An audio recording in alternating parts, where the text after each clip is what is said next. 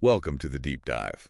This week, we're really getting into the weeds on the digital landscape. It's evolving so fast. It really is. We're bringing you some critical insights, the latest cyber threats, everything from these huge global scams right down to the code, the very software we all use. Exactly. And our mission here really is to pull out the key bits of info for you, connect those dots so you get not just what's going on, but, well, why it actually matters to you day to day. All right, how it impacts your digital life. Yeah. And we've got some, frankly, unsettling stuff today. It shows how cybercrime is getting way more complex, way more global. It's the scale, isn't it? Yeah. And how they mix the tech with, like, actual human exploitation. It's something else. It really is something we need to unpack. Okay, so let's start there. These massive cyber scams, the human cost. We're talking U.S. sanctions on these huge operations, Southeast Asia, right? Burma, Cambodia, pulling in over $10 billion from Americans. Last year alone. That number's just staggering. But it's not just money, is it?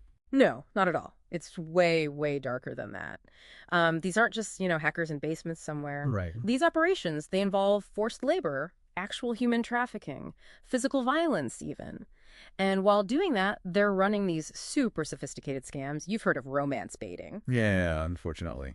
That and fake crypto investments, it's grim. And they're targeting specific figures now, like Shizi Yang, allegedly behind the Yatai New City scam compound. Wow. So the sanctions are hitting named individuals, too. Directly. It shows this chilling link, right, between the high-tech fraud and basically modern slavery, how these global networks use tech and human misery.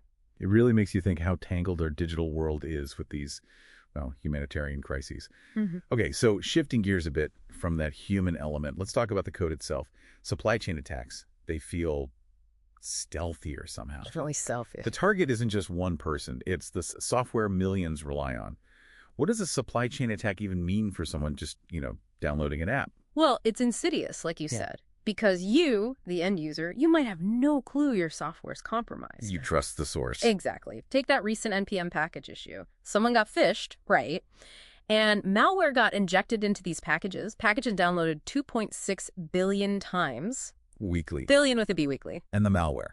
Designed to just snatch cryptocurrency transactions right there in your browser. Wow. And then there was another one, Ghost Action on GitHub, that stole thousands of think AWS keys, PyPI tokens, stuff developers use. Okay, so developers' credentials, basically. Yeah, from over 800 repositories. And the key thing here is, by hitting that foundational piece, that package, that workflow, they get access to everything built on top. Precisely. It's like poisoning the well instead of just one glass of water. So even if you're careful with your security, using trusted software, you could still be at risk because the foundation itself was hit.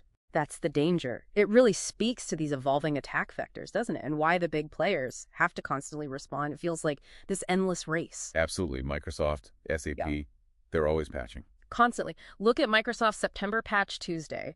Fixed 81 flaws, and 2 of those were 0 days, actively exploited. Meaning hackers were already using them. Right. One let attackers elevate privileges on Windows SMB using relay attacks, basically tricking systems into granting higher access. Another was a denial of service for SQL Server. So knocking servers offline. Could be. And SAP had critical NetWeaver bugs, too. Some allowed remote command execution. That's really bad, getting control without even logging in. Oh. Yeah. What this shows is even the biggest systems, they have weak spots. It needs constant vigilance, not just patching after the fact. And we're seeing new tricks, too, like botnets using Docker APIs hiding behind Tor for anonymity. Always finding new ways to hide. Or, get this, VirusTotal used AI to find malware hidden inside SVG image files. Really clever phishing campaigns. Inside image files. Okay, that's sneaky. It is a constant cat and mouse game then. From network protocols down to image files. But okay, it's not all doom and gloom, right? Law enforcement is fighting back. Making arrests. Is that having a real impact? It has to. Taking operators off the board disrupts things. We saw Liridon Mazurka from Kosovo pleaded guilty. He ran the BlackDB marketplace. What in that cell? Stolen credit cards, personal info, PII, the usual dark market stuff. And then separately, Volodymyr Timoshchik, a Ukrainian national, charged with running major ransomware groups. Which ones? Locker Goga, Megacortex, Nephilim, you might recognize those names, caused millions in damages, hit hundreds of companies. Wow, so these arrests, they show international cooperation can actually work. It can. It shows that even hiding online, you're not totally untouchable. It definitely puts a dent in their operations, even if others pop up. So wrapping this all up, what's the big takeaway for you listening? I think it's pretty clear. The digital threat landscape, it's got many faces, it's getting smarter, and it never stops changing. Right.